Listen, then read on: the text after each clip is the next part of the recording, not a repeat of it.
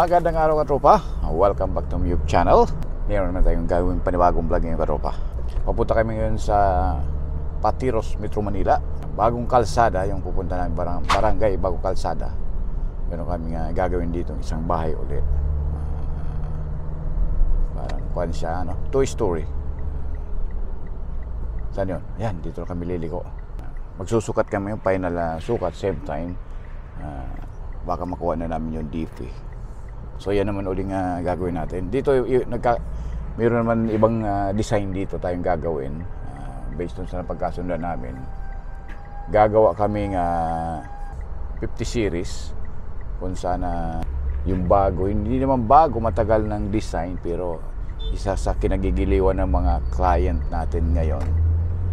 Kasi ang kuno ng design nun, dalawang panel, yung isa naka-fix, yung isa parang pocket type. Pero pag yung pocket type door na ilagay mo doon sa tabi, pwede mo naman i-swing yung fix.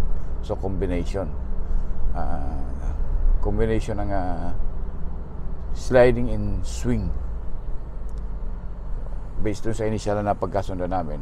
Usapan namin architect kasi may-ari ng bahay na to. Willing, gusto niya naman. Send ko, pinakita ko yung video.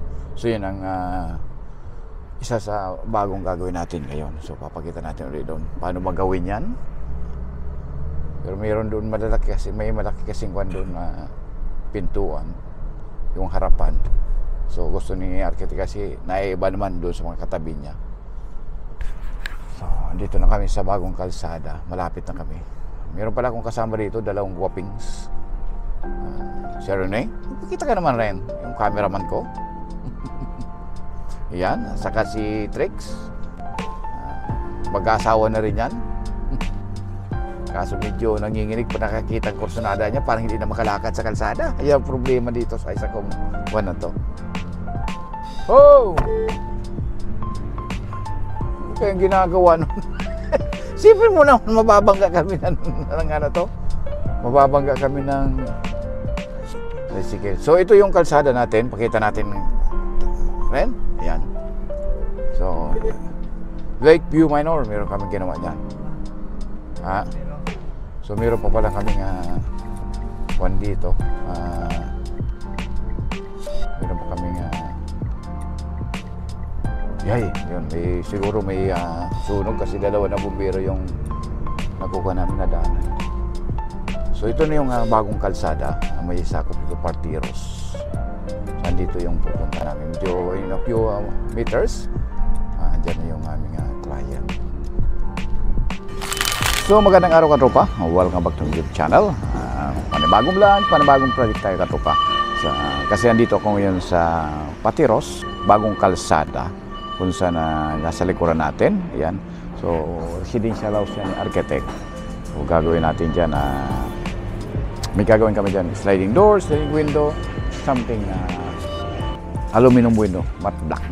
So punta natin So pero bago tayo pumasok katropa, shout out sa mga taga-subaybay ng ating YouTube channel,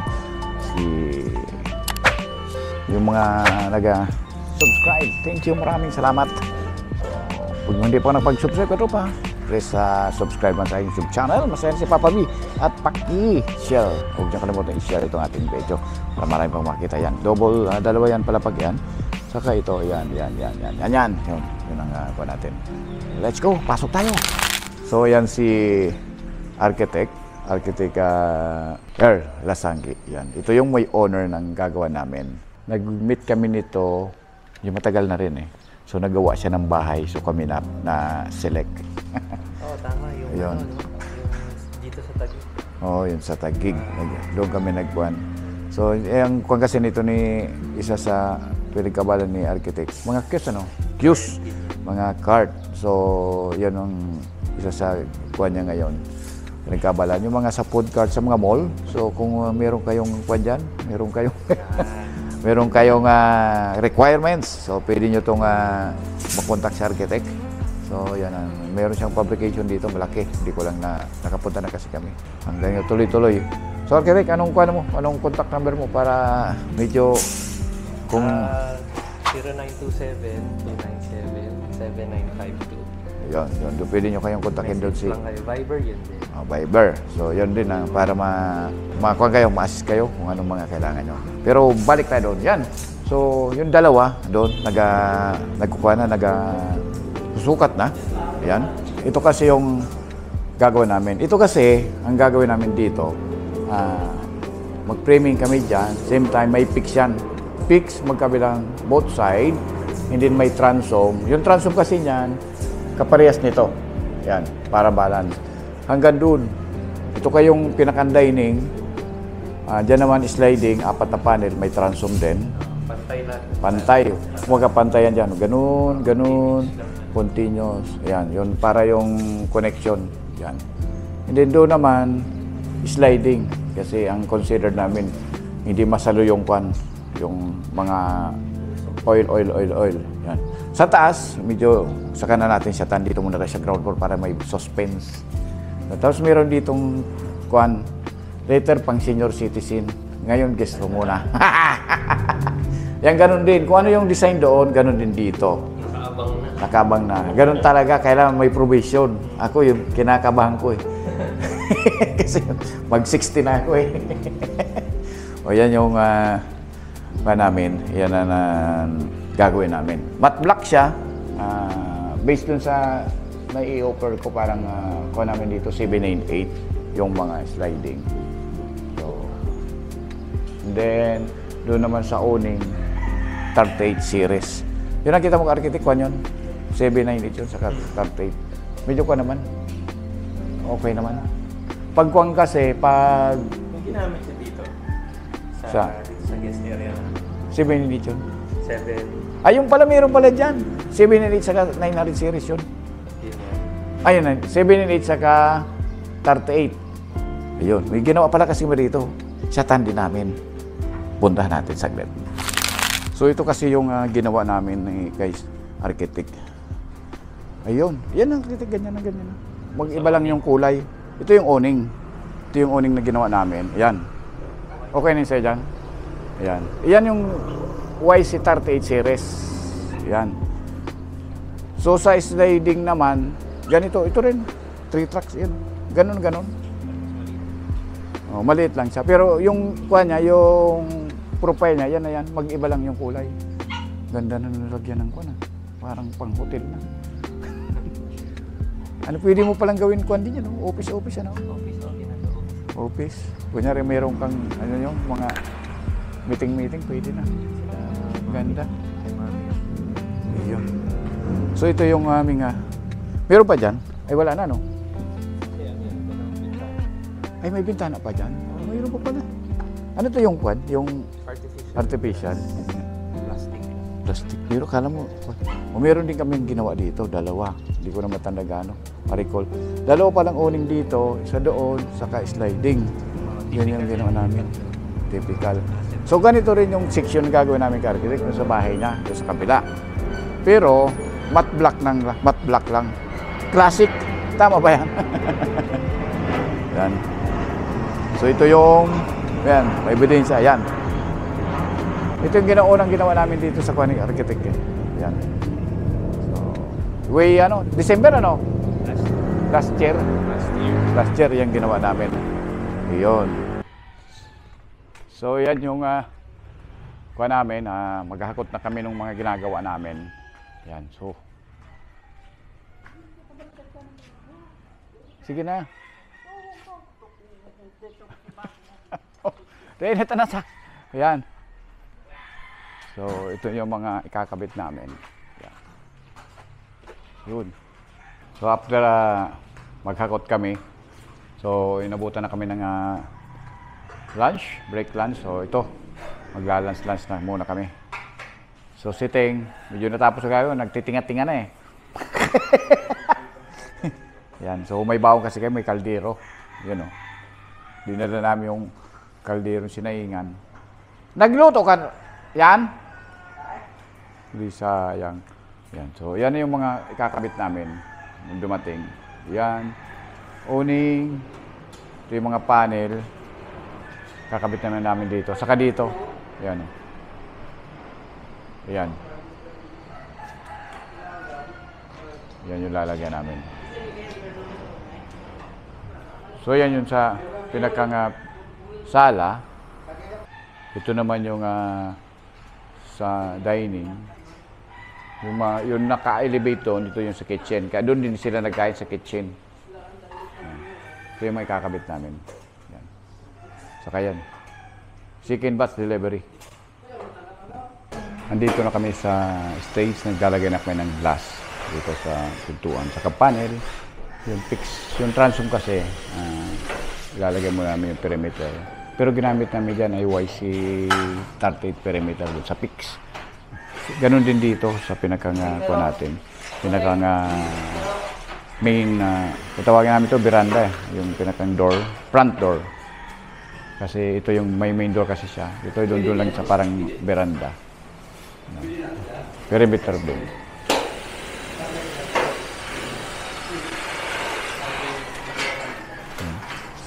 So perimeter frame din. Pero ang ginamit namin dyan, ito kasi, itong fix namin dito, pang-ibit namin ng glass ay YC perimeter frame. Tapos ang cover nito yung big YC molding big. Yan ang pang-fix talaga. Pero linagay namin dyan clear glass. Sige. Ayan o. Lalagyan na rin eh. 6 mm clear glass. Yan. So, kahit martilyo mo, hindi yan mababasag, huwag mo lang patamaan. Ano rin? Ito, kahit masuhin mo pa yan, dinalagay ni Ren, hindi yan mababasag, huwag lang patamaan. Yan. So, ito yung pinakang fix namin. So, mapansin nyo, bago namin linalagay yung glass, pinipix na namin to. Yan, sinusot. Nakatornilyo kasi yan. Wow! Nakatornilyo. Sige lang, tuloy lang. Yan o, nakatornilyo kasi yan dito. Yan o. Suot muna. Suot. Suot. Yan. Suot. Yan. Tapos nakatornilyo yan dito sa loob. Yan. O, sige. Ay. Kaya?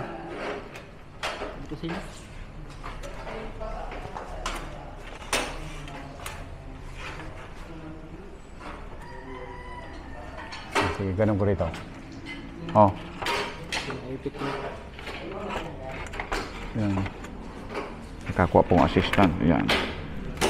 Kaya na? Yun.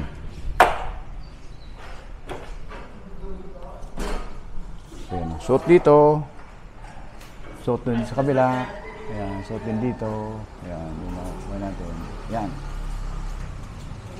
Tapos sabay lagay yung interlocker. Pero nakuha na yan dito. Yan dito. Natornilyo na yan dito sa ilalim. Yan. Natornilyo na rin doon sa taas. Yan. Tapos suot yung glass. Lagay ng fix. Yan yung diskarte. So, hindi mo na kailangan maglagay ng stopper or something na tornilyo. Nakapix na doon sa loob. Yan yung natin. Latest na ginawa namin. Dati kasi, stopper yan sa labas. So, ngayon binago namin para malinis tingnan. Yan. Yung nakita ni Trex. Yan. Kita mo rito. Yan. Mamaya papakita natin yung step by step. So yan. So every opening naglalagay kaming fix pang hold ng glass. Ulitin natin, itong pang hold ng glass, ito isang section ng YC section, YC 38 section, pero yung perimeter frame. Pero yung pang cover niyan, ginagamit natin na YC molding big.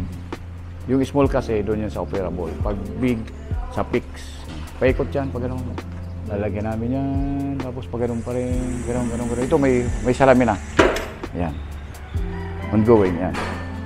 So sabay sealant na rin. Para wala nang kawala.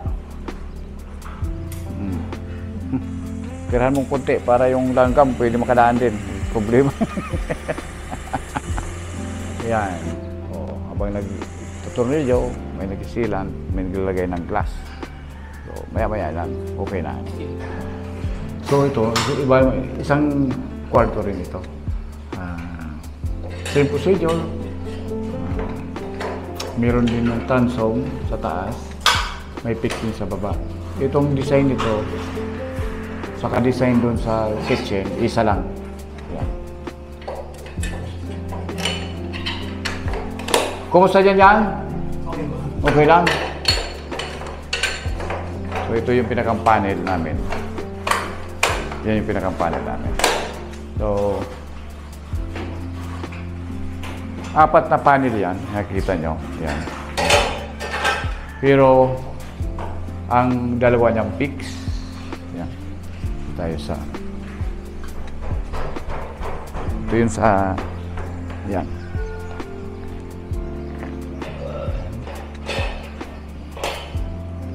Yan.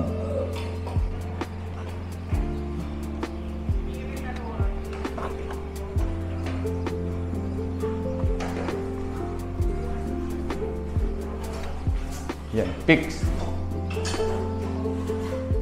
So, magandang araw Katupa. I-update lang natin, ano. Itong nakikita nyo, ito yung bahay ni Architect El Lasagi dito sa may bagong kalsada, Patiros, Metro Manila. Dauli Barangay, ano ito? Municipality dito sa NCR. Yan.